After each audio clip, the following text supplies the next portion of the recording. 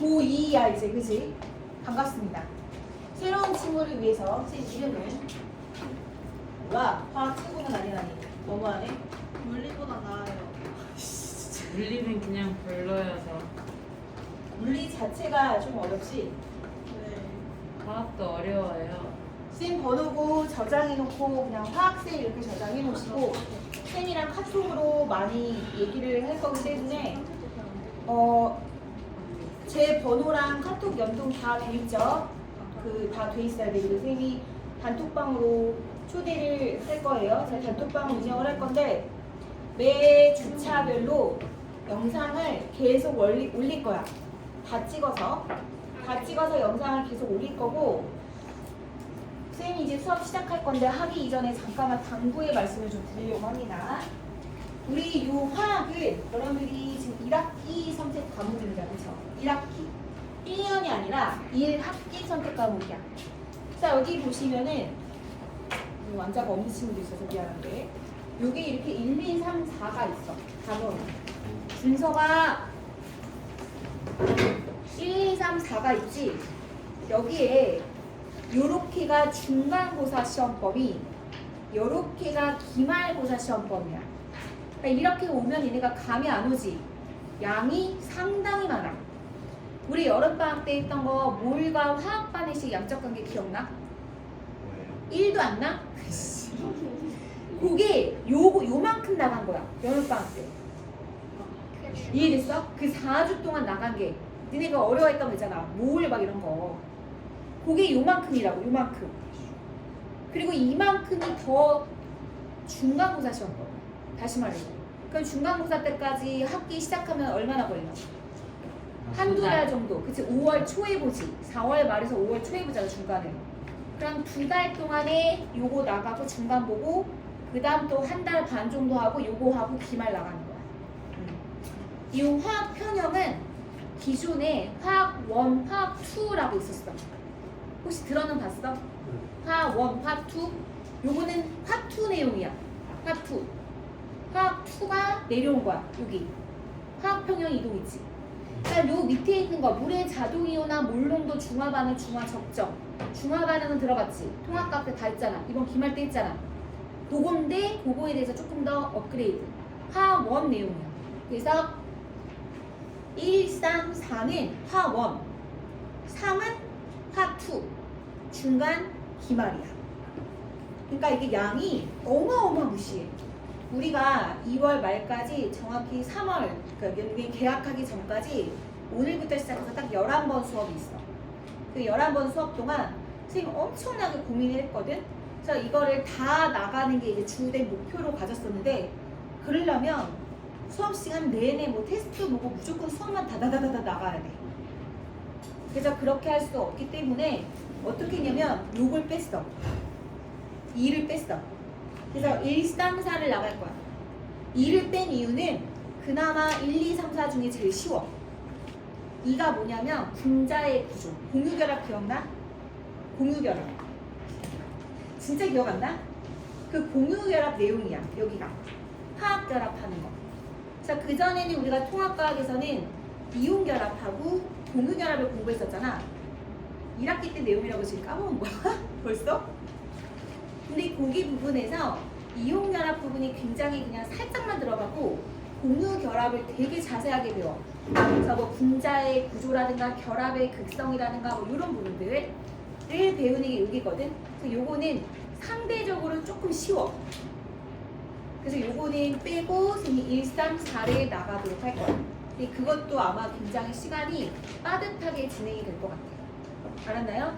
그런데 여러분들이 너무 잘해가지고 수업을 다다다다다 나갈 수 있어서 시간이 한두 주라도 남았다. 그러면 결합의 극성을 수업을 진행을 할게. 알겠죠? 될 것 같아. 그 부분이 이제 중간고사 시험범위이기 때문에 아니면 3월 개학 첫 시작부터 쌤이 이제 그 부분을 결합의 극성부터 먼저 하고 수업을 들어갈 수도 있고 그래서 그거는 지금 고민을 하고 있어요. 자, 우리 수업 진도가 그렇게 나갈 것이다 라고 이제 얘기를 한 것이고 그 다음에 얘들아 선생님이랑 이제 1년 동안 통합과학을 한번 해봤잖아, 그지? 그래서 우리가 수업이 어떻게 진행되는지는 대충 이제 알 거야. 수업하고 뭐 테스트 보고 그다음 뭐 1대1 뭐 클리닉 하고 이런 거 있잖아. 근데 이제부터는 고1 때 통합과학 때처럼 공부하면 진짜 안 돼. 내가 1등급이었든 아니면 뭐 1등급이 아니었든 간에 절대로 그냥 학원만 다니는 걸로 그냥 만족해하면 절대로 안 돼. 그럼 성적이 안 나와. 죽어도 안 나와. 그러니까 여러분들은 뭐를 해야 되냐면 아까 선생님 아까 처음에 얘기했지. 먼저 수업 그 영상을 내가 단톡방 만들어서 매주 올리겠다고. 그래서 그 올리는 이유는 일단 여기 집에 가서 내가 숙제를 내줄 거 아니야. 그럼 대충 아마 이제 공부 안 하고 문제부터 시작하는 사람들 분명히 있을 거야. 대략 풀어봐. 풀리네? 그럼 그냥 문제 바로 풀지. 절대 그렇게 하면 안 돼요. 무조건 개념 공부를 아주 철저하게 해야 돼. 그리고 어려운 문제를 많이 풀 생각하지 말고 개념을 정말 제대로 알 생각을 해야 돼. 그래야 나중에 더 복잡하고 어려운 문제를 더 쉽게 풀 수가 있는 거야. 근데 개념 공부가 제대로 안 된 채로 문제만 막 풀려고 해서 어려운 문제만 계속 도전하려고 하는 공부 방법은 나중에는 모래성처럼 무너지게 돼 있어. 고2 과학은 고1 과학이랑 차원이 달라. 배워보면 알겠지만 어려워요. 어렵고 이제 여러분들이 2학년 이제 심화 진로 선택 과목으로 과학을 공부하는 거기 때문에 굉장히 어려워진다라는 각오를 좀 단단히 해서 개념 공부를 정말 철저히 해야 된다라는 거. 수업 시간 잘 듣고 집에 가서 복습할 때 이해 안 돼. 그럼 그 부분만 영상을 돌려본다거나 그렇게 해. 그런데도 이해가 안 돼. 그럼 나한테 카톡으로 질문을 해. 이거 뭐예요? 근데 답변할 거 아니야. 근데 질문할 내용이 너무 많다거나 카톡으로 해도 이해가 안 돼. 그럼 무조건 학원에 나와. 이제 방학이잖아, 그치? 그럼 아침부터 밤까지 시간 있지? 그치? 그래서 여러분들이 원하는 시간에 선생님 최대한 맞춰볼 테니까 웬만하면 월, 금, 일에 이 일요일날 앞뒤 시간을 활용한다거나 금요일 아침부터 밤까지 아침이라 하면 아침 9시부터 가능해. 아침 9시부터 밤까지. 월요일도 아침 9시부터 밤까지 해서 무조건 학원에 와서 한 주차씩 그걸 다 클리어하고 그 다음 주차로 와야 돼. 밀려서 하지 말고. 그렇게 하지 않으면 여러분들 학원 와서 시간 보내는 거 말짱 도로는 거야. 선행하는 의미가 하나도 없을 거야. 알겠어? 그거는 인강 듣는 거나 다를 바가 없는 거야. 근데 인강 들어가고 제대로 공부하니? 물론 잘하는 친구도 굉장히 많겠지만 그러지 못할 경우가 많잖아. 우리가 의지가 좀 약하니까, 그지? 그래서 그런 부분을 선생님이 약간 단도리 있게 잘 얘기를 할 테니까 이제 여러분들이 옆에서 잔소리 하고 안 하고 떠나서 스스로 챙겨 먹어야 돼. 알겠죠? 그래서 반드시 학원에 오는 거의 가장 큰 장점은 뭐야? 쌤한테 언제든지 질문할 수 있다는 게 장점인 거잖아, 그치? 그러니까 쌤을 좀 적극적으로 활용할 수 있도록 해. 웬만하면 학원에 무조건 나와서 클리닉하고 한 문제를 모르더라도 좀 그렇게 적극적으로 공부를 임해줘야 우리가 2학년 올라가서 중간고사의 성적을 뜻깊게 맞이할 수 있습니다. 알겠죠? 벼락치기 안 되는 거 다들 경험해봤으니까 알죠? 응? 아시겠죠? 자, 수업을 시작해 보아요. 여러분들 이 교재 있죠? 이 교재 꺼내셔서 맨 앞부분에 필기를 하면서 수업을 들을 겁니다. 자, 잠깐만.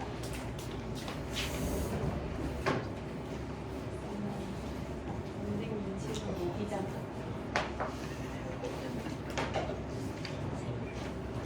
어떻게?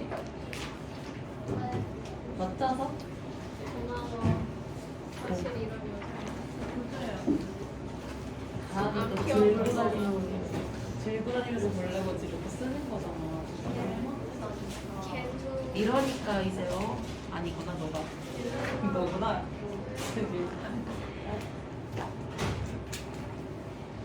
괜찮아, 나도 1등 있어. 비록 서진이는 3등이지만 1등 진짜 많아. 그래도 뭐 유사 1등이니까 나쁘지 않아. 아니, 너 점수를 샀거든? 우리 느낌이 이 모의고사네. 모르겠어.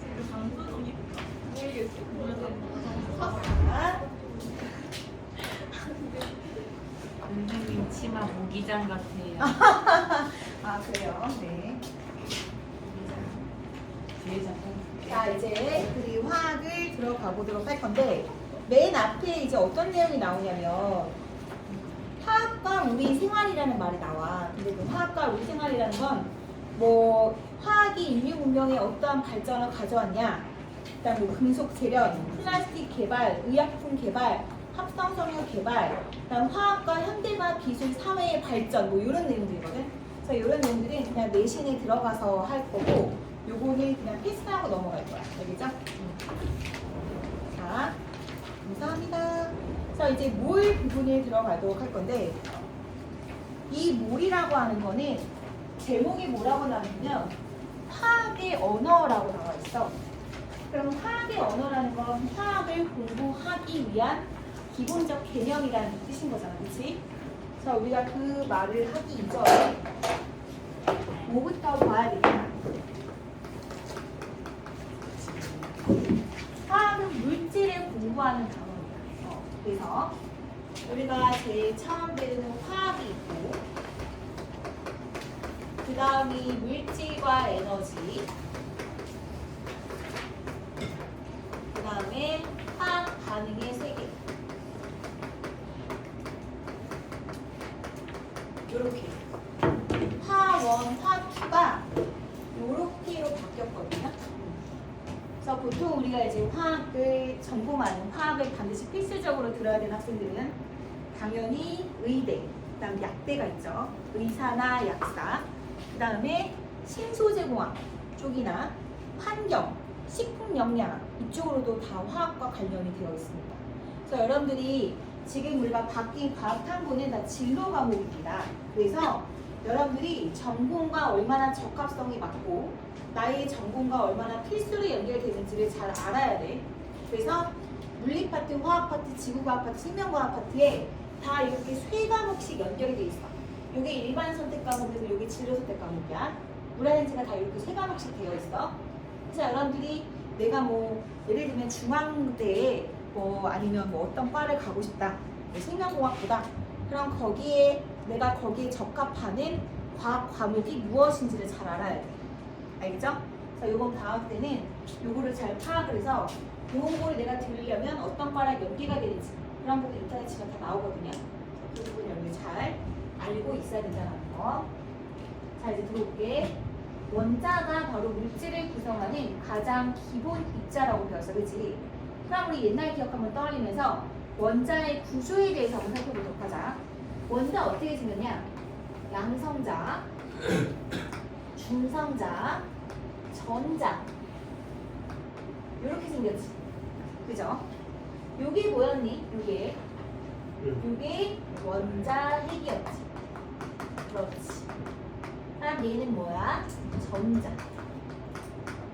물질을 구성하는 가장 기본이 되는 입자는 원자인데, 원자는 원자 핵과 전자로 나눠지고, 원자 핵은 다시 양성자와 중성자로 나눠진대.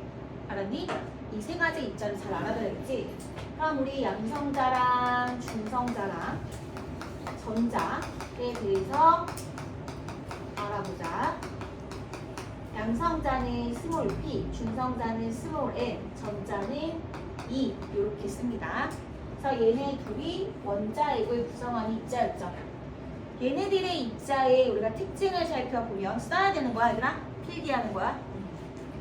이 특징을 살펴보면 크게 이제 무엇으로 나눠지냐면 질량 하고 전압,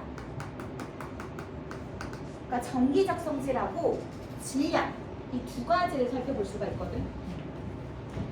그럼 우리가 양성자 한 개의 질량이랑 중성자 한 개의 질량과 전자의 한 개의 질량, 그다음 쟤네들이 갖고 있는 전하량의 크기를 보도록 할 건데요. 자, 얘는 1.673 곱하기 10의 마이너스 24제곱g이야. 장난 아니지, 숫자가. 10의 마이너스 24제곱, 단위는 질량입니다. 중성자는 1.675 곱하기 10의 마이너스 24제곱g. 이 숫자를 외우라는 게 아니라 얼마나 작은 입자인지를 생각해 보라는 거야. 그럼 얘는 9.11 곱하기 10의 마이너스 28제곱g입니다. 우리가 화학의 언어라고 하는 원자량이라든가 몰 이런 것들을 정한 이유가 바로 여기에 있어. 왜냐하면 이 수치 자체가 너무 작아. 여러분 혹시 1g이 어느 정도 되는 양인지 아세요? 1g. 1g이라고 하는 건 물을 따졌을 때 한 1ml랑 거의 똑같거든. 1ml라고 하는 건 요만한 약병이 있지. 거기에 요만한 수치? 그 정도의 양이 1ml가 1g인 거야. 그러니까 1g이라는 양도 우리가 봤을 때는 물론 볼 수 있는 범위긴 하지만 굉장히 작지. 그치? 그런데 그 1g을 이만큼으로 나눴다고 생각해봐. 마이너스 24제곱이라는 건 10의 24제곱분의 1이라는 뜻인 거잖아. 그치? 그럼 공이 24개 붙은 거를 나눴다고 생각해. 그러니까 우리가 뭔가 머릿속으로 계산하거나 지금 수치는 아니라는 거야. 우리 1학기 때 미시적, 거시적 이런 거 배웠던 거 기억나? 통합과에서? 그 미시적 세계랑 거시적 세계 배웠었잖아. 그치? 그럼 약간 미시적인 분야인 거지. 원자라고 하는 거잖아. 알겠니? 그러니까 우리가 화학이라는 건 눈에 보이지 않는 부분들을 다루기 때문에 여러분들이 좀 어렵다라고 느낄 수도 있을 겁니다. 여하튼 간에 이렇게 그람을 갖고 있어. 그럼 이거를 실제적으로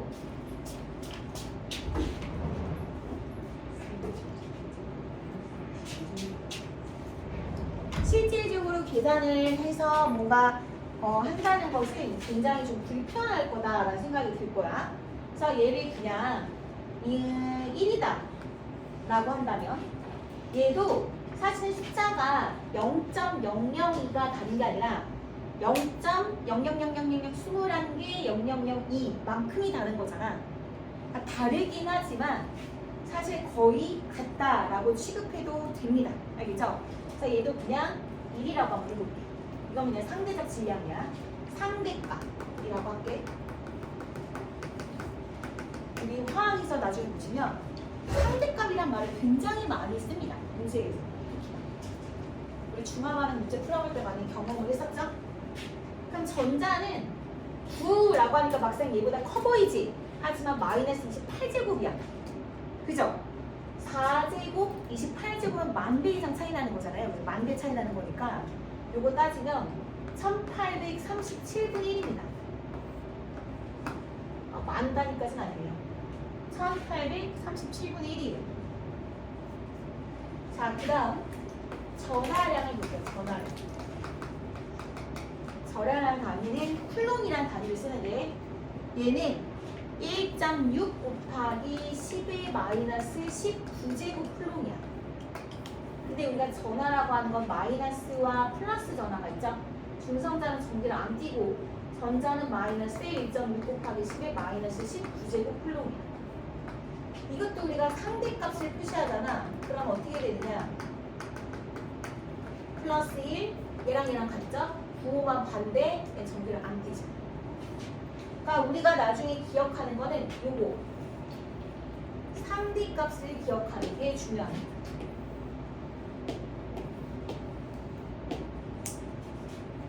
그래서 화학을 구성하는 입자인 원자라고 하는 단위가 굉장히 작은 단위구나라는 걸 알 수가 있고, 자 그럼 그 원자만이 갖고 있는 고유한 값은 1번 양성자일까요? 2번 중성자일까요? 3번 전자일까요?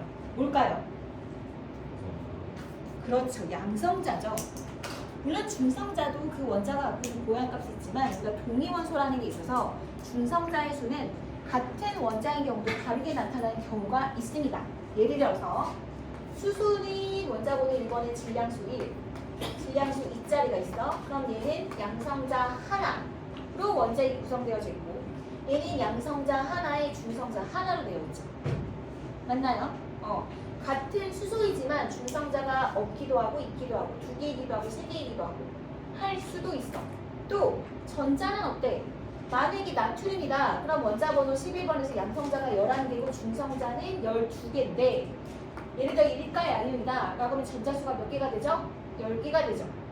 그러니까 이온의 경우는 또 역시나 전자가 똑같은 수로 일정하지 않을 수도 있어. 이해돼? 그래서 여러분 그거 알아요? 쌍둥이도 지문은 다르다? 알고 있어? 그게 후천적으로 만들어지는 거라서 그렇대. 그러니까 이 세상에 존재하는 그 지문은 오로지 나만 갖고 있는 거거든. 그러니까 이 세상에 나에 대한 지문은 나밖에 없는 거야. 그런 것처럼 그 원자가 갖고 있는 고유한 값은 뭐다? 뭐다? 양성자가 됩니다. 알았니? 그래서 우리는 이 양성자를 가지고 뭐를 정했느냐? 바로 원자 번호를 부여합니다. 그러니까 양성자가 한 개야. 그럼 원자 번호 1번이고, 양성자가 2개야. 그럼 원자 번호 2번이고, 양성자가 3개야. 그럼 원자 번호 3번이고, 이렇게 고유한 값을 부여했다라고 할 수가 있겠죠. 그리고 지금 바로 제가 이렇게 썼는데요. 여기서 뭐 나트륨이다라고 하는 것은 원소 기호죠. 원소 기호. 그리고 여기 옆에 11, 23 이렇게 썼어요. 제가. 그럼 요거는 뭐예요? 원자 번호죠. 원자 번호는 양성자 수죠. 아, 이거는 화학이 나오지도 않는 거 얘들아. 그냥 가장 기본템이야, 기본템.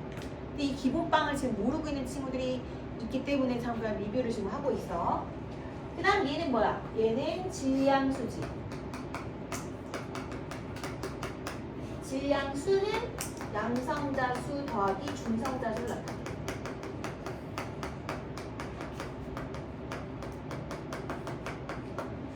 그 다음에 여기에 뭐 플러스 마이너스 이렇게 적는 거 있지, 그치? 요거는 이온의 전하량을 나타내는 거고, 여기 옆에다 쓰는 숫자 같은 경우는 화합물을 만들 때 이루는 원자의 수를 나타내는 거지.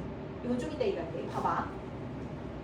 지금 보시면은 양성자랑 중성자는 물론 한계 값으로 봤을 때 굉장히 작은 값이지만 얘를 봤을 때 양성자랑 중성자는 거의 질량이 같다라고 했고, 전자의 질량은 얘의 질량에 비해서는 굉장히 작아. 맞아? 그래서 우리가 뭔가 원자의 질량이다 라는 걸 이야기할 때는 주로 원자 핵의 질량만 가지고 이야기를 해. 알았니? 원자의 질량은 그냥 뭐다? 원자 핵의 질량이다. 이렇게 놓고 우리가 본다. 그 이유는 전자의 질량이 없어서야? 전자의 질량이 없어? 변화? 있지? 있으나 무시도 될 정도로 매우 작기 때문에. 선생님 그런 얘기 했을 거야. 코끼리 몸무게를 재는데 뭐 몇 톤 몇 톤 이렇게 얘기하잖아. 거기에 털이 하나 더 있다고 해서 코끼리 몸무게가 바뀔까요? 아니죠. 그런 것처럼 그 정도로 무시해도 될 만큼의 질량이기 때문에 우리는 원자의 질량을 그냥 원자 핵의 질량으로 보자 라고 얘기를 한 거야. 자, 이 원자만이 갖고 있는 고유한 값은 양성자로 정하는 것이고, 원자의 질량은 원자 핵의 질량으로 판단합니다. 여기까지 됐나요? 됐어요? 그래서 지금 보시면 여기다 원자 번호에 대한 이 나트륨에 대한 고유한 값을 준 것이고, 여기 있는 질량수는 현아 줄지 마. 질량수는 양성자 수와 중성자를 더한 값으로 나타내는데 그 이유는 뭐다? 얘랑 질량이 거의 똑같고 전자의 질량은 무시해도 될 만큼 작으니 이 원자들의 상대적 질량은 질량수, 즉 양성자 수와 중성자 수로 따져주자라는 의미입니다. 알았나요? 자, 이제부터 질량수, 원자량, 그다음 원자 한 개의 질량, 이 세 개의 개념을 정확히 알고 있어야 돼. 뭔가 세 명 다 질량과 관련된 이야기죠. 그래 안 그래? 그치? 다시 원자 한 개의 질량, 원자량, 질량수 이 세 가지의 개념을 정확하게 구분할 수 있어요. 알았니? 셋 다 원자의 질량과 관련된 개념이다. 지금 선생님 원자량을 이야기하기 위해서 이렇게 약간 기본템의 바탕을 계속 이야기하고 있습니다. 자, 그 다음에 또 다른 이 얘네들의 그 특징이 뭐냐면 전하량이죠. 전기를 띠고 있어요. 오! 그러면 우리가 물질을 구성하고 있는 입자가 원자고 원자를 구성하는 입자가 전기를 띠고 있다면 이 세상에 존재하는 모든 물질은 전기를 띠어야 돼? 그래? 아니지. 그렇잖아. 전기 띠니? 아니잖아. 왜 그럴까? 바로 양성장기와 전장기가 보는 전하량의 크기가 어때? 크기가 어때? 같지? 근데 부호가 어때? 반대지? 그냥 그래. 근데 이 플러스가 10이고 마이너스가 10이면 더하면 어떻게 돼? 상수가 돼서 0이 되지. 그죠? 자, 그 이유가 바로 여기 있습니다. 지금 보시면 전기적 중성이라고 하는 건 원자의 얘는 전기적으로 중성입니다. 앞으로 모든 문제나 어떤 대설에 원자라는 말이 나오면 원자의 앞에 중성이란 말이 생략되어 있는 겁니다. 중성이란 말이 생략되어 있어요. 그러니까 이온이라는 얘기가 달라지겠죠. 원자다 라고 나오면 무조건적으로 전기적으로 중성이다 라는 걸 떠올리셔야 돼요. 왜? 원자는 양성자수와 전자수가 같기 때문인데요. 그럼 여기 중성자까지 갖다라고 하면 되겠어? 안 되겠어? 안 돼요. 알겠죠? 우리가 보통 이제 주기율표에서 배운 게 원자번호 20번까지 배우는데 원자번호 20번까지는 대체적으로 양성자수랑 중성자수랑 같은 원자들이 많아. 그런데 이렇게 나트륨아이처럼 중성자수가 다른 아이도 있습니다. 그렇죠? 그러니까 무조건 같은 게 아니에요. 그리고 양성자수가 늘어나면 늘어날수록 중성자수도 늘어나고 있습니다. 자, 됐죠? 양성자수 전자가 같기 때문에 그 얘네들의 입자의 한 개의 전하는 크기가 같아. 부호는 반대야. 그러니까 얘네들의 수가 같으면 정기적으로 중성이 된다는 거죠. 알았나요? 요거에 대한 특징을 여러분 정확하게 알고 있으셔야 됩니다. 자, 그 다음 두 번째 기능. 이거 혹시 지워도 될까요? 다 쓰셨어요? 그럼 이제 이 세상에 존재하는 물질들은 원자로만 되어 있어요? 원자 한 개로 되어 있어요? 아니죠. 물론 한 개로 되어 있는 애도 있어요. 걔네가 누구야? 기억나? 18조 원소, 단원자 분자, 헬륨, 네온, 아르곤. 기억나? 걔네들을 뭐라고 부르냐면 단원자 분자라고 합니다. 봐봐요. 18쪽의 원소죠. 비활성 분자. 헬륨, 네온, 아르곤. 그럼 얘네들은 뭐다? 원자 한 개로 물질을 이루고 있어. 왜? 얘네들은 옥텟 규칙을 만족하게 전자 껍질에 전자가 쫙 채워져 있죠. 그죠? 이 두 개, 8개, 8개 채우고 있죠. 그럼 완벽해. 결합을 할 필요가 있다 없다? 없어. 없어. 그지? 그래서 원자 한 개가 물질을 이루는 거야. 원자 한 개로 존재할 수 있는 거야. 근데 얘네가 아닌 나머지 애들은 한 개로 존재를 못해. 전부 다 에블바리 뭐 하고 있어? 결합을 하고 있어. 화학 결합을 하고 있어. 그럼 결합을 했을 때 우리 2단원에서 이게 중간고사 범위라 했어. 공유 결합할 때 있지. 그럼 공유 결합으로 만들어지는 물질 중에는 어떤 것이 있냐면 공유 결정이라는 것도 있고 그 다음 분자 결정이라는 것도 있고 그 다음 대부분은 분자라는 걸로 존재를 하지. 자, 봐봐. 결정이란 말하고 이 분자라고 하는 건 입자라는 뜻인데 입자하고 결정하고 뭐가 다르냐? 입자라는 건 그냥 단순히 알갱이, 셀 수 있는 알갱이를 뜻하는 것이고 결정이라고 하는 건 무수히 많이 이루어져 있는 덩어리. 그래서 숫자를 세는 게 의미가 없는 거를 뜻하는 거야. 알겠니? 예를 들어서 원자가 이만큼이 여러 개가 물렸는데 여기 뭐 100만 개가 있을 수도 있고 1000만 개가 있을 수도 있고 1억 개가 있을 수도 있어. 그치? 그럼 그렇게 무수히 많은 입자들로 이렇게 뭉쳐져 있는 그런 덩어리들을 우리가 결정이라고 불러. 실제 숫자를 세는 게 의미가 없는 애들. 알았니? 하지만 얘네들은 숫자를 정확히 셀 수가 있어. 예를 들어서 봐봐. H2O야. 이거 뭐니? 물분자잖아, 물분자. 물분자. 산소의 H2개. 그러면 물분자는요. 산소 원자 한 개랑 수소 원자 2개로 돼 있어요. 이렇게 딱 정확히 얘기할 수 있지. 그래. 그치? 그런데 예를 들어서 뭐 분자 결정, 원자 결정 이런 결정이나 애들은 흑연이래, 흑연. 흑연 이렇게 써. 그럼 흑연은 산소 원자 한 개로 이루어진 물질이야? 유성아 그래? 그래 안 그래? 그래 안 그래? 아니야. 얘는 탄소 원자가 무수히 많이 공유결합되어 있는 물질로서 결정을 이루고 있어. 알겠어요? 좋아요. 자, 그거에 대한 예시를 좀 적어볼게요. 보세요. 흑연. 이렇게 써요, 그냥. 그 다음, 뭐, 드라이 아이스. CO2죠. 근데 H2O, 뭐 NH3, C6H12O6 많이 들어갔지? 얘네들 뭐야? 분자. 이런 애들은 분자라고 하는 거지. 됐나요? 그 다음 이제 이온결합. 이온결합한 친구들은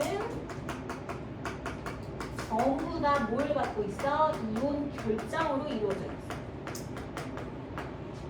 자, 보시면 염화 나트륨 뭐 또는 뭐가 있냐 산화 칼슘 뭐 이런 것들이 있다고 쳐봐.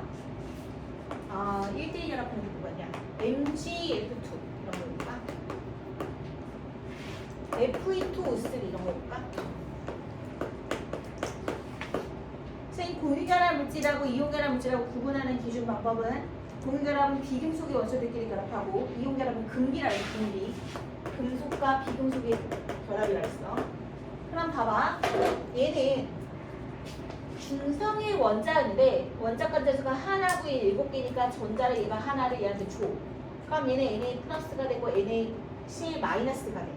그럼 플러스의 마이너스는 서로 잡아당긴 힘을 갖고 있단 말이야. 그지? 그래서 서로 잡아당긴 힘에 의해 결합을 하는 거야. 근데 지금 여기 아무 숫자가 안 적혀 있지? 아무 숫자가 안 적혀 있다는 거 일자가 생략되어 있는 거야. 그러니까 Na1Cl1이야. 원래대로라면. 근데 화학에서는 원자를 쓰지 않아. 그러니까 얘는 Na 플러스와 Cl 마이너스가 한 개가 결합되어 있는 것이 아니라 1대1로 무수히 많이 결합되어 있다. 이런 뜻이야. 그래서 결정이라고 얘기하는 거야. 결정. 알겠어요? 그래서 여러분들이 화학식을 봤을 때 이게 결정이지 입자인지 구분하는 것 중요한 금속결합.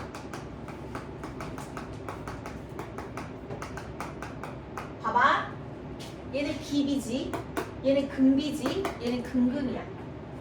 이 금속결합은 전부 다 금속결정이고. 자, 질문. 두 종류의 다른 금속 원자들이 결합이 가능해? 불가능해? 절대 안 되지, 그치? 금속이라고 하는 건 주로 이제 양이온이 되는 건데, 그럼 양이온이 어떻게 결합해? 서로 밀어내지, 그죠? 그러니까 얘는 포도소 물질, 즉 한 가지 원자들끼리 결합되는 걸 말하는 거야. 예를 들면 철, 구리, 나트륨, 마그네슘 등등 이런 거. 그럼 이것도 쌤 얘랑 똑같네요. 그냥 원자 한 개로만 나타냈네요. 원자 한 개를 이뤄진 애들은 이 세상에 이 18조 원소들밖에 없어. 그런데 이 흑연이라든가 또는 이런 금속결합의 금속이라든가 이런 것들도 모두 다 결정이다라는 걸 잊지 마세요. 그래서 얘도 철 원자들끼리 무수히 많이 결합되어 있는 형태다. 얘도 구리 원자들끼리 무수히 많이 결합되어 있는 형태다. 여기다 뭐 100만 개다, 1000만 개다, 1500만 개다 이런 걸 쓸 수가 없기 때문에 원소 기호로만 나타내는 건데, 그렇다면 어떤 힘에 의해서 결합되어 있을까요? 원자는 분명히 전기가 중성이라 했어요. 그럼 중성인데 어떻게 결합되어 있을까요? 그렇지, 자유전자. 좋아. 예를 들어서 철이 있습니다. 철이 뭐 이가 양이다 라고 하면 이 전자들이 이 원자에로부터 독립되어져 나온 두 개의 전자가 존재하게 됩니다. 얘네들을 뭐라고 부르냐면 자유전자라고 불러. 핵으로부터 완전히 분리가 됐다 이 뜻이야. 그럼 옆에 있는 철의 원자도 같은 행보를 이어갑니다. 이렇게. 그랬을 때 그 옆집에 있는 철 이온하고 옆집에 있는 자유전자들의 점점기적 유형으로 결합되는 것이 금속결합입니다. 쌤이 이거를 이렇게 심플하게 넘어가는 이유는 심플하게 나오고 거의 시험지 안 나오기 때문에 그래서 우리는 공유결합에 대해서만 굉장히 딥하게 배워요. 그 이온결합이랑 금속결합은 통합과학 수준에서 넘어가지 않습니다. 알겠죠? 그래서 그래서 여러분들 이제 입자를 구성하는, 그러니까 물질을 구성하는 가장 기본 입자인 원자에 대해서 양성자가 뭐고, 전기적 성질이 뭐고, 질량은 어떻게 구하고 하는 거에 대한 기본템을 알아야 되고, 또 얘네들이 결합을 이뤘을 때 이런 식의 화학 구조를 갖고 있다. 그런 기본템을 알아야 됩니다. 자, 이제 본격적으로 화학에 대해서 들어가 보도록 할 건데, 화학의 언어 제일 첫 번째는 바로 원자량입니다. 그러니까 오늘은 몰수라는 개념이랑 그 다음에 원자량이라는 개념, 이 두 가지의 개념을 공부하면 끝이에요. 알겠죠? 갑니다. 네, 히터 꺼주시면 안 돼요? 아, 그래요. 자, 여기 필기 다 됐나요? 왼쪽. 잠깐만 찍을게요. 네. 근데 선생님 네. 그러면 철이 만약에 철이 무한대로 돌아간다면 네.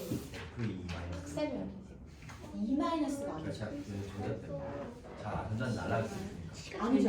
같이 밴도 중성.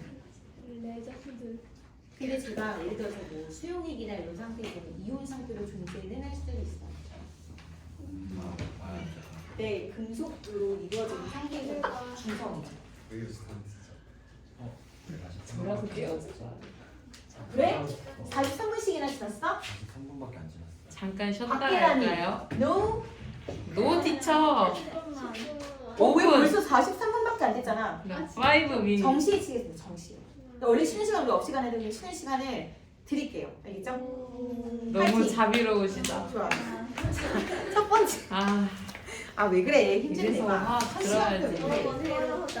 지금 1번. 너무 은혜로워. 원자량. 예수님 보이죠.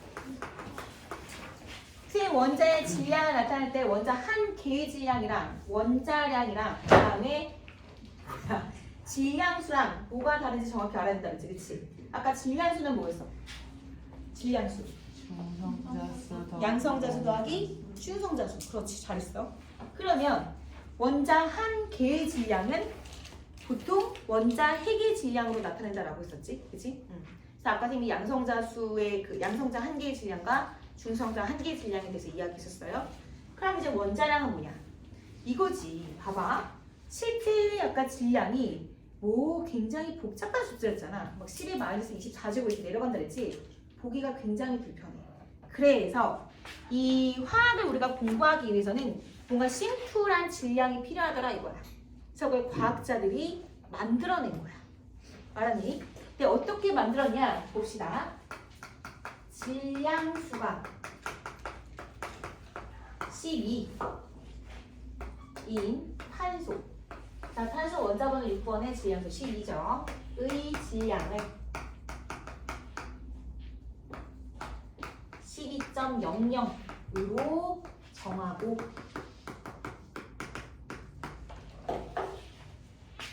이것을 기준으로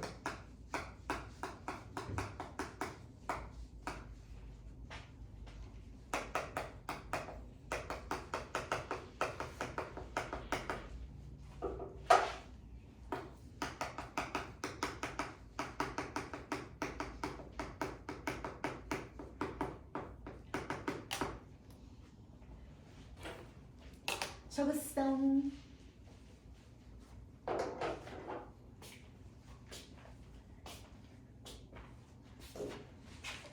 자, 질량수란 개념 아까 배웠습니다. 우리 양성자수 더하기 중성자수라고 얘기했죠. 그죠? 질량수가 10이라고 콕 집어서 이야기한 이유는 탄소 원자의 질량수는 14짜리도 있고 13짜리도 있습니다. 그래서 우리가 질량수가 12인 아이의 탄소를 기준으로 얘를 12로 정했대. 그래서 이거를 기준으로 했을 때 그들의 상대적 질량을 나타내는 거야. 그럼 이렇게 되는 거지. 탄소의 원자량이 얼마라고? 얼마라고? 12라고. 이게 정했대. 내가 이걸 기준으로 정했다고. 알겠어? 그런데 수소는 그럼 원자량이 얼마야? 라고 물어봤더니 얘네들의 실제 질량을 측정을 했을 거 아니야. 근데 탄소의 12분의 1이더래. 그러면 상대적 질량값이 얼마가 되는 거야? 그냥 1이 되는 거지. 맞아? 그럼 산소의 원자량은 뭐냐? 탄소가 기준이라며. 그치? 그래. 그래서 산소와 탄소의 실제 질량값을 비교했더니 3분의 4배만큼 크더래. 그럼 얘는 얼마가 되는 거야? 곱하기 3분의 4를 하면 되지. 그럼 얼마가 돼? 16이 되겠지. 이런 식으로 정했다 이거야. 얘를 기본으로. 그럼 여기서 좀 궁금하지 않니? 왜 하필 그 많은 원소 중에서 탄소를 정했을까? 왜? 이유가 뭐야? 보기 좋아서. 보기 좋아서. 그거는 아닌 것 같고. 왜 하필 탄소야? 한번 생각해봐. 왜 하필 탄소를 정한 것 같아? 만든 사람 마음에 들어서. 보통 우리가 기준값을 정하려면 그거 아이 자체가 뭔가 좀 계산하기 뭔가 편한다거나, 그죠? 또 그 원자가 굉장히 많아서 쉽게 실험할 수 있다거나 뭐 이런 거죠. 그러니까 보통은 실용성을 바탕으로 정합니다. 그래서 탄소 원자가 이 수소라고 하는 건 원자 번호 1번이기 때문에 제일 작은 원소예요, 질량이. 그러면 상대적 질량값이 제일 작은 값을 할 경우 어때요? 계속 숫자가 커지기만 하겠죠, 그렇죠? 탄소는 약간 중간값이기도 하고 우리가 유기화합물에서 가장 많이 나오는 게 탄소예요. 그래. 우리 사람 몸을 구성하는 것도 탄소 많고 그렇기 때문에 탄소 원자가 뭔가 여러 가지의 이유로 실용성이 가장 좋다라고 판단되어져서 탄소를 기준으로 정한 겁니다. 그래서 탄소를 12라고 정한 거야. 근데 왜 하필이면 12라고 정했을까? 우리 얘네들이 질량수가 12라고 나왔잖아. 그치? 그럼 얘는 양성자가 6개고 중성자가 6개란 얘기지. 근데 사실은 동위 원소라고 해서 질량이 다른 같은 원소들이 다 존재해. 오케이? 그러니까 쉽게 말해서 12탄소도 있고 14탄소도 있고 그렇단 말이야. 그럼 이 12탄소라는 거는 질량수가 12니까 중성자수가 6개지. 얘는 중성자수가 몇 개야? 8개지. 그래. 그치? 그러면 쌤 얘는 왜 무시해요? 무시해도 되니까. 왜 무시해도 되냐면 얘네들이 세상에 존재하는 비율이 있어. 근데 이렇게 있는 탄소가 99.999%야. 그러니까 이런 애가 존재하긴 하지만 굉장히 적게 존재를 해. 자, 우리는 대체적으로 탄소라고 하면 12탄소를 떠올리게 되는 거지. 14탄소보다는. 세상에 존재하는 탄소가 대부분 다 이렇게 생겼으니까. 알았나요? 그래서 탄소의 질량수 12짜리를 기준으로 해서 12로 정했대. 자, 여기 뭐가 빠져있다 얘들아? 뭐가 없냐면 단위가 있다 없다? 없다.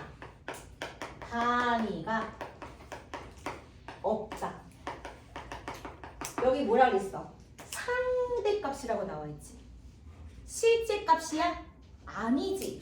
이 원자량이라고 하는 거는 원자 한 개의 질량이 아니야. 원자 한 개의 질량이란 뜻은 실제 값이란 얘기였어요. 실제 값. 얘는 상대적 질량이야. 상대값이야. 상대값.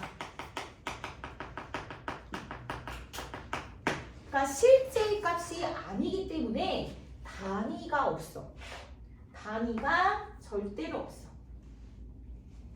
됐죠? 그래서 원자량이라는 건 실제의 질량을 우리가 각각 가져와서 연구를 하거나 계산을 하다 보면 너무 대단히 불편해. 그래서 화학을 공부하기 위해서는 원자량이라는 걸 만들어놔야 되겠구나 해서 만들어진 거야. 알겠지? 아까 오늘 공부하는 게 뭐라 그랬어? 화학의 언어라고 얘기했어. 그러니까 영어를 기본으로 우리가 공부하려면 알파벳을 공부를 해야 되듯이 화학을 공부하기 위한 화학의 언어에 대해서 얘기하고 있는 거야. 그래서 굉장히 불편하기 때문에 원자량이라는 개념을 도입해서 원자량을 여기다 만들어 썼다. 근데 어떻게 만들었느냐? 세상에 흔하게 존재하는 가장 우리가 이제 그 연구하기 쉬운 탄소 원자를 기준으로 정했다. 근데 탄소 원자라는 건 질량수가 12짜리도 있고 13, 14짜리도 있지만 12짜리가 가장 많기 때문에 12탄소의 질량을 정확히 질량수 그대로 12로 정한 거다라는 거지. 이해됐나요? 됐나요? 좋아요. 그래서 이것을 기준으로 나타난 원자의 상대값이기 때문에 단위가 있다 없다? 없다. 그리고 다른 원자들은 탄소의 실제 질량의 몇 배냐라는 걸 비교를 해서 그 원자량을 다 이렇게 정할 수 있었다. 그럼 결론. 원자량은 외운다 안 외운다? 외운다. 안 외운다. 문제에 나올 때 원자량이라는 것 자체는 문제에 제시가 되어 있습니다. 상대적으로 몇 배인지를 계산하는 게 문제의 포인트입니다. 근데 원자량을 어떻게 만들었냐라는 건 공부를 하셔야 되는 거고요. 원자량 자체는 안 외워도 됩니다. 그러나 나중에 공부하시다 보면은 문제를 하도 많이 풀다 보면 원자량이 저절로 외워지는 경우가 많습니다. 하지만 모든 문제의 원자량은 제시가 되옵니다. 알겠죠? 그래서 원자량 자체는 안 외워도 된다. 알았니? 자, 그러면 하나 물어볼게. 그럼 탄소 원자 한 개의 질량은 어떻게 구하면 될까? 만약에 문제에서 10개의 질량을 물어본다거나 한 개의 질량을 물어봤어. 그럼 어떻게 하면 될까? 원자 한 개의 질량. 자, 이렇게 하면 되는 거야. 봐봐. 탄소 원자, 그럼 한 개의 질량은 뭐냐? 우리 아까 선생님이 양성자 한 개의 질량이랑 중성자 한 개의 질량을 알려줬으니까 그거 곱하기 6 또는 곱하기 12 하면 되겠지. 근데 우리가 보통 이제 문제에서 다뤄질 때 한 개의 질량을 물어볼 때 어떻게 되느냐? 자, 이렇게 하면 돼. 탄소 원자가 질량이 원자량이 12라고 그랬잖아. 그래서 얘를 12g을 가져와. 12g을 가져와. 탄소 원자를. 그런 다음에 그 안에 탄소 원자가 몇 개인지 셌어. 그게 몇 개였냐면 6.02 곱하기 10의 23제곱 개가 이거래. 더럽게 많아, 그지? 엄청 많아. 한번 해봐, 얘들아. 602에다가 공이 21개 붙어야 돼. 경해 목이 넘어가겠지, 그지? 너무 많아. 그래서 이만큼의 개수가 있더래. 그럼 이것도 우리가 흔하게 알고 있는 개라고 하는 단위를 쓰기에는 너무 숫자가 복잡하고 크지? 그래, 안 그래? 안 그래? 그렇잖아. 그래서 요 6.02 곱하기 10의 23제곱 개를 뭘로 정했어? 1몰일로 정한 거야. 이걸 우리 뭐라고 하냐면 아보가드로라고 하는 화학자의 이름을 따서 아보가드로 수라고 이야기하는 거야. 봐, 별거 아니지? 이게 1몰이 탄생한 비화입니다. 알겠죠? 이게 뭐라고? 이게 아보가드로 수. 이건 몰이라고 합니다. 몰. MOL. 몰. 알겠죠? 네. 영어는 여러분들이 저보다 한 100배, 2만 배 잘하실 거예요. 다시 한번. 자, 탄소 원자의 원자량이 12라고 우리는 정했습니다. 그건 이유가 없어요. 그냥 정한 거예요. 그러면 다른 원자들을 탄소 원자와 실제 질량을 비교해서 몇 배네? 몇 배네 해서 원자량을 다 측정을 한 거죠. 그죠? 그래서 원자량을 다 일괄로 정했어. 그럼 이제 개수의 단위. 혹시 그거 알아? 그 마늘 한 접이라는 묶음 단위 알아? 그게 마늘 100개를 한 접이라고 한대. 그리고 또는 그 연필 한 다스 이런 거 들어봤지? 12자루를 한 다스라고 하는데 이런 것처럼 묶음 단위라고 생각하시면 되는 거예요. 그럼 1몰이라고 하는 묶음 단위는 어떻게 탄생을 하게 되느냐? 이 원자량을 탄소 원자 기준으로 했다며. 그래서 그 원자량 12g 똑같이 12g만큼을 갖고 온 거야. 근데 그 안에 있는 탄소 원자 개수를 셌어. 그 개수가 이만큼이더래. 이거 우리 일로 합시다. 이렇게 한 거야. 그래서 왜 여러분들이 선생님 1몰이라고 하는 묶음 단위가 100만도 있고 1000만도 있고 이렇게 깔끔하게 떨어지는 그런 그 숫자가 있는데 왜 하필이면 이게 요상한 6.02 곱하기 10의 23제곱가 왜 나왔나요? 탄소 원자 기준으로 만든 겁니다. 알겠죠? 그래서 요거를 1몰이다 라고 얘기한 거야. 그럼 다시 우리 공식 하나 한번 생각해보자. 탄소 원자 한 개의 질량을 측정할 거야. 그럼 어떻게 하면 될까? 어떻게 하면 될까? 얘가 12g이라는 것 자체가 1몰의 질량이 되는 거잖아. 그치? 그냥 그래. 그러니까 이 12g이 뭐다? 1몰의 질량이 되는 거잖아. 그럼 어떻게 하는 거야? 원자량이 뭐야? 1몰의 질량이라며. 그럼 1몰로 나누면 되는 거 아니야? 그러면 아보가드로수로 나눠주면 되는 거지. 됐지? 우리가 개념을 이해했으면 결국에는 그거를 공식화 시켜주는 것이 나중에 문제 볼 때 굉장히 깔끔하게 문제가 풀립니다. 머리를 2번 쓰지 않아요. 공식을 외워버리면. 근데 그냥 무작정 외우면 돼요? 안 돼요? 안 되죠. 개념을 이해하고 그런 다음에 공식으로 마무리해서 외워주는 거야. 알겠죠? 그 공식을 딱 외우고 있으면 헷갈리지 않게 막 왔다 갔다 문제에 이렇게 오류를 범하지 않을 수가 있어요. 원자계의 질량이다. 탄소 원자뿐만 아니라 모든 원자 한 개의 질량을 뭐라고 하잖아? 원자량에다가 아보가드로 수를 나눠주면 됩니다. 알겠어요? 아보가드로 수가 뭐라고요? 6.02 곱하기 10을 있습니다. 여기서부터 개념을 들으면 절대로 안 돼. 여러분들 오늘 일몰의 개념, 몰의 개념과 원자량의 개념을 정확히 알고 가면 성공하는 겁니다. 그렇죠? 자, 이제 요거를 바탕으로 하나씩 확장시켜 나가봅시다. 잠깐 해봐요. 배열이 가지가지 선생님